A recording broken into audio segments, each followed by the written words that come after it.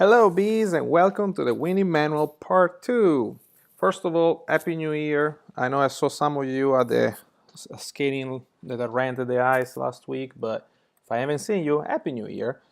So, first of all, we come from an abysmal loss with, unfortunately, against Petro's team, which is even worse. So we lost 10-2, I think. Definitely 10.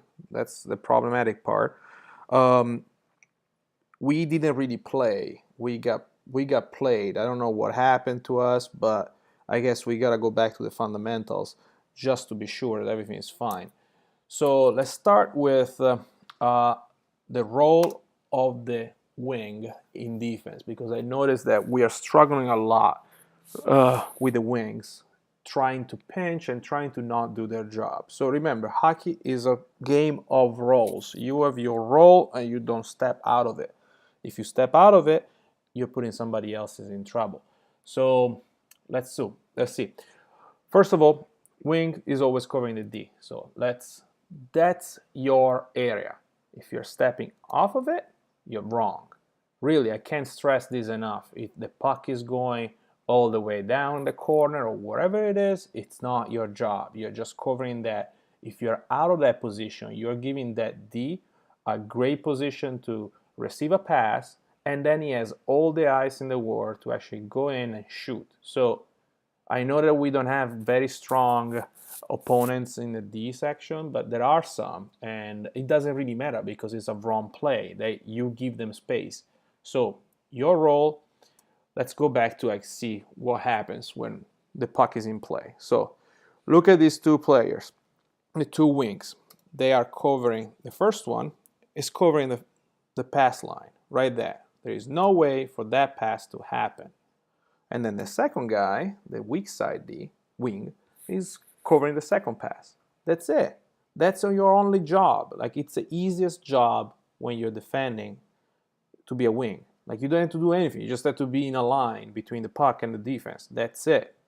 Don't overcomplicate it for yourself. But then again, don't go too low or anything, unless the only way you can be low is if there is nobody else below. Like, for some reason, these and the centers were colliding in the middle of the ice, so you're the only person that is coming back. Then you just became a D. So that's different. But in this case, that's your job. So as I was saying, you keep the pass lane covered. So if the play is moved to the other side of the ice, right? So what happens? Both wings follow the Ds. And look at this, it's the same situation. So move up and down, never go down.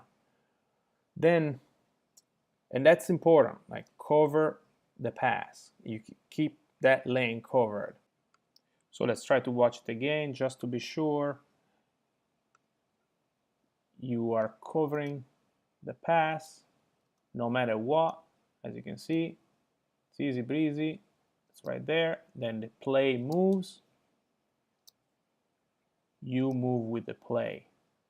Okay. So when now we are, let's say a situation where the puck is moving, right? The puck is moving higher. So the puck goes up there. So notice how everybody else moves with it a bit, actually, at least. So the wing has moved up there. The defense is following it. The center moves up. It goes to cover the other center. And then the other D and the other wing move, so you kind of have to keep on following them if you're a D. Now, the important part, notice how none of the wings have moved. There is no reason for you to move. If you are the weak side wing, you're still covering that pass. That's it. That's your job. You're not moving, you're covering the pass. The other wing is not pinching in, is not going to help. Because if you do go to help, now you have two players of ours, the wing and D, within like 2 feet of each other. And then there is a D, their point man, extremely open. Now that guy can just receive a pass, waltz into the ice and the center lane and shoot. So your job is to stay in position. There are ways where you can switch. Let's say that wing goes higher than you, then you can try to help and remove that puck, but that wing would not go higher if that their point man is also there, because it's a stupid play. You don't want to go in the same spot where another player of your team is already. So he will try to pass it. He will try to pass it in the behind the net. He will try to do something, go around the D, whatever, but it's not your concern. Your concern is to have their point man not receive a puck. That's it. You do not pinch. Remember that. And that changes 90% of the game, because if you pinch, then everything else is messed up, and we are making a mistake if you pinch, and therefore they will exploit it. That's probably what happened on the 10-2. Honestly, on the 10-2, everything happened. So anyway, roll for the defense now. The defense, I mean, I'm going over it just because, but we are pretty goodish in defense. We just had issues in front of the net. So let's just see it. This is the area where one D stays, and this is the area where the other D stays.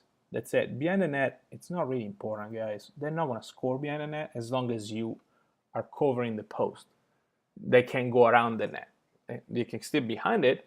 They can have a picnic down there. I don't care. They're not going to score from behind the net. But they can't. We shouldn't let them go around it. So that's why these triangle shapes here that I made are a little bit diagonal in that section. So you're covering the center of the net a bit, and also mostly the corner is your kingdom. You're fighting the corners. The center takes the front of the net as well as an area that is roughly the same shape that goes from the front of the net to the wing, kind of thing. So the important things that I think we missed last game are those. So talk to each other. Really, that's the second most useful tool you have besides the stick. If there are situations where the center is going to the corner for some reason, is chasing a guy, doesn't want to stop and doesn't want to go back and stuff, talk to each other. Center, you say it's mine, or the D, you can say you go, it's yours. That's it. That's all it needs, and in that way we all know what's our spot now. And something we didn't do well last in the 10-2, I think we got like at least 3 goals that were rebounds in front of the net, and nobody was there. So what we need to have is the net is covered all the time. That's it. Like, there is no way around it. So the priority is front of the net is covered. Then if there is a person in front of the net, then you go fight in the corner. Then if there is a person in the corner, then you take the cover, the weak sides of the ice. But that's it. Like, if there is already a person in front of the net, you move on and so on. But there is never a case like, oh, I'm a D, I'm not supposed to be in front of the net, the center is not there, but who cares, I'm going to fight the puck in the corner. No, because from the corner they can't score, from the front of the net they can. So that's why it goes this priority list. So remember, and that's the reason why you talk to each other. If you see your center, it's far away from the play because he's still trying to come back. Remember, as centers, it's a bitch. You have to go all the way from one side of the ice to the other, fighting for the scoring and going back in front of the net. So if you see that that's happening, you take the center spot, but you scream it. You're like, I'm covering the net. So the center, when he comes in, he will have 2 options, depending on the play. It will either tell you like, okay, I got the net, you can go, or he will just like go straight to the corner because he knows that you're staying in the center spot because you told him so. Make sense? Okay, so other problem that we pretty much never done this, really, never had a breakout in the last game that was supposed to be a breakout. Just like we got out of the zone by luck, which is not the way you should be doing. They actually were good at doing this. They got out of the zone pretty often. So let's go by steps. You're fighting for the puck in the corner. You win the puck. That's okay. Wings, you notice that strong side wing moves down. The other D moves behind the net because we have the puck now, so it's fine. And the center moves like a little bit closer. He's still covering the man because that's the front of the net. Front of the net is more important than anything else when the puck is in the defense zone. So he's not already like skating up, because it's risky. You just stay in a conservative position if you're a center. Then what happens? Moves a bit lower, and it's still fine. It's doing like some sort of a semicircle. Goes up there. This is like ideally this step happens when the puck is already moved. So don't look at it like everybody else is waiting. I can't make this animation at the same time, so unfortunately. But ideally, all of these things have happened almost at the same time. So when the center starts moving, the wing understands that it should be moving too, so it moves up. Then the puck has already traveled to the wing, let's say. Wing passes it, and center passes it. Look at that. Now there's a huge lane in front of, like, ideally we're even like we can score. It's a 1-0 situation right now. Like, it would not be like that because their D will be smart. With their weak side D will move almost to the center of the ice, which is something we should do too, by the way. Whatever you see in this is also, of course, can be used the other way around. Anyway, that works. Now there is a second option that we never do, and it's a bit riskier, but it's much nicer just because basically with the breakout, the option A that I showed you before, it's like we should write them a telegram that we're doing it, because every single player does this. Every single play in any other team, we always do that. Strong side D passes to the strong side wing, and it goes. But if you notice, the play is all there, right? So they are still the other team is attacking, so it's in attacking mode. They're trying to get the puck, and there are 3 players, and most likely their wing, their weak side wing, will probably even be closer to there. And especially in our level of games, there is a lot of chaos where the puck is. We're kind of like peewees. We all follow the puck. So it's okay to pass it on the strong side because it's an easier pass. It's a shorter pass, and it goes, and it's an easier breakout. But on that, saying that, is also the expected. So it's not a great way to do it. In the option B, it's to pass it to the weak side. So let's say the D gets the puck, doesn't have a way to pass it to the wing. The wing is low, the strong side wing. You see there is a D in front of him. Fuck, it can't do anything about it. So the only option he has, one of the options he has, is to pass it all the way, wrapping around. The other wing, the weak side wing, has to know that, has to understand the play, and it's easy. Like, you see the guy, look at the other wing. If you see that the other wing ain't gonna get a pass because it's covered, then look at the D. Most likely he will have only one option left, and it's pass it behind the net, throw the puck right there, and ideally you should be getting that puck. So you have to be in a position that your legs can get from where you are to the board before that puck gets to you. And that's vital. Like that, I can't tell you how far it is. It could be face-off dot, it could be in front of the net because you're a very fast skater. Doesn't matter. It's your butt. You have to move your butt all the way from where you were, covering the D-man, to the points, to the boards, the hash mark area of the boards, butt on the boards. And I know it's weird to say butt on the boards, and I struggle with it too at the beginning. It was like, why? I can't just like put my stick on the boards and it's easier, and I face the boards. No, it's much more helpful, because butt on the boards means that your skates are perpendicular to the boards. Therefore, if the puck is like, usually a puck rolling on the boards is a shitty puck. It's like tumbling, especially in our rink. The boards are all like kind of falling down a bit. There is a ridge there. So the puck is going to be tumbling, is going to be moving, is going to catch all the snow that we created before. So in that way, if the puck is low, it's going to hit your skates and then is in front of you. Ideally, it's not going to be that strong that it's going to bounce off and go in the net. So you get it with your skates, and then you control it with your stick, look up, and pass.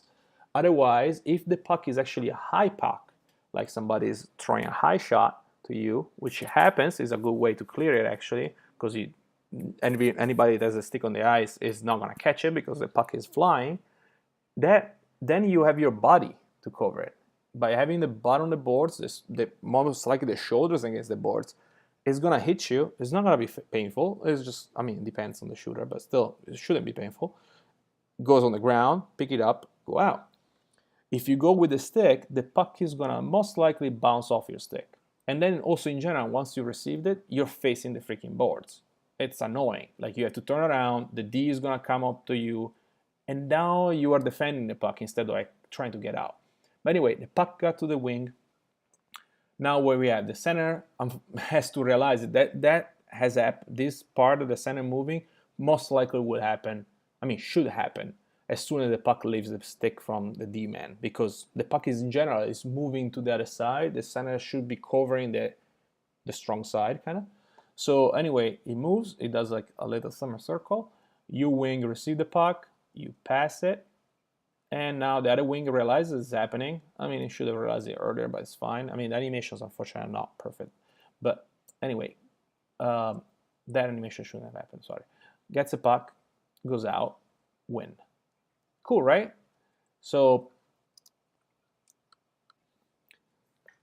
as I say there, let's start the 2017 with a victory. We did great for most of last season. I think we just got lazy in the last game, and they played well, and we played like crap, which doesn't really go well, together. We can blame the goalies, but honestly, we're switching the goalies, so that doesn't really change. And a good team will not care about their goalie ability because shouldn't have shots in the net against our net at least.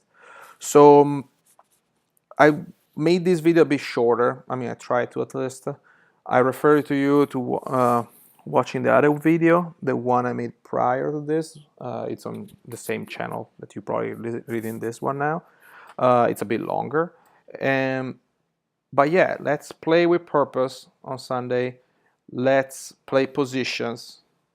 And I know it's annoying. I feel like I'm a grandma telling you things, but it's true. I mean, it helps a lot. If we all know where we're supposed to be and where we're supposed to go, then it's great. A few things also that I noticed in the last game. Even when we were like 2-0 or something, we weren't back checking. Really, guys, this is a game where speed is the key. If you give them if they get the puck, let's say, not like you gave it to them, but let's say that they take the puck away from you, and then you just let them have like those like 4 strides in front of you, and then you decide to, oh crap, I should be going there. Now you just gave them probably 2 seconds of advantage where they can create a play. Or worse, that happened was when we lost the puck when we were attacking, and then the 2Ds were like hauling ass back, which is fine, is great. Then the center was also hauling ass back usually, and the 2 wings were like, meh, okay, I'm strolling back, it's not my job, whatever. It's everybody's job to take the puck from the blue lines, between the 2 blue lines. It's everybody's job. Like, there is no point. Like, these will probably be the ones that are, I mean, should be behind everybody. So they probably will not take that puck because they are not fighting for that puck yet. They will fight whenever the puck gets into in the zone. So in the middle of the ice, it's the forward's job to get that puck. If you're strolling back, you ain't gonna get it. They're not gonna pass it to you. So you have really to go back as hard as you can. There were a couple of players last week that did it, and you could see the difference. They were pretty much making turnovers. They were taking the puck away from them or pissing them off enough that they were making a stupid pass, and we were intercepting the pass and going ahead. And I think that maybe that's the reason why we lost the most. Like, the biggest reason why we lost, I think, is that one. It's just because we weren't really using all the energy we had to get the puck back. We were just trying to, but not really. Once we lost the puck, we were just not caring about the play anymore until, you go back slowly to your point, and that's it. Also, the other bigger reason was we weren't covering the front of the net, but we discussed about that. So, guys, there are not many games left. I think there is like four probably, or maybe 5 left until the playoffs. Playoffs means that for first team plays against the fourth one, second and third play against each other. At the moment, we're first or second, depending on like I don't remember. Like I think it goes by difference of point of goals right now. So being second doesn't really help us. We're gonna fight with the third team, which is a good team, I guess, because thanks to the trades and stuff. So we wanna be first. So we play against the fourth one, which maybe will be better. We'll see. So far the teams are pretty tied. And then I kind of want to win the cup. Really, it's the one before the last season of mine as a captain. So I don't know if we're gonna have the same team next season or not. But come on, we gotta win it. Anyway, guys, I'll see you on Sunday and. Bzzz.